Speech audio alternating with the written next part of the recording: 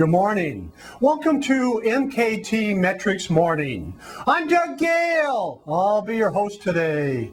Just suppose for the moment you know what the exchange insiders know. MktMetrics does.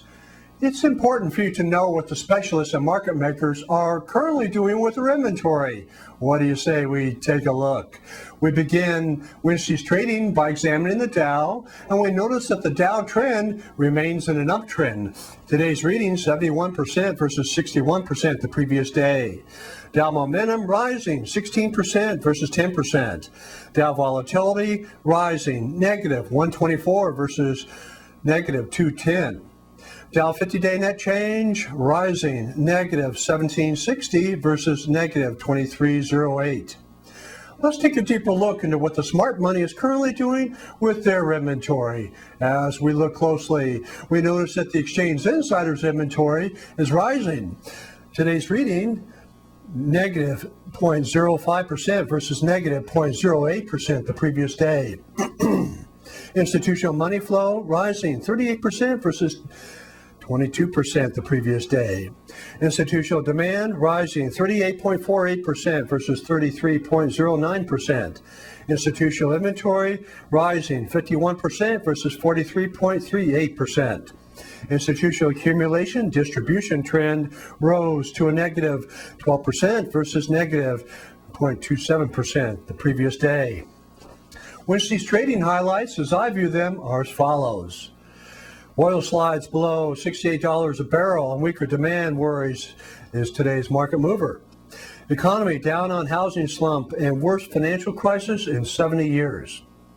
Profit taking for stocks Wednesday after Barack Obama's big win.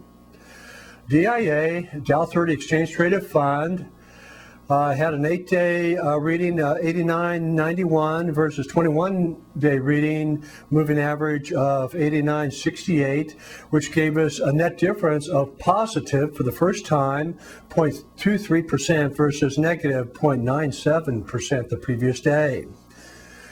Let's take a look at the outlook for both the Dow and the stock market as a whole. As we begin Wednesday's trading, we notice that the Dow outlook is bearish yet rising, 29% versus 23% the previous day.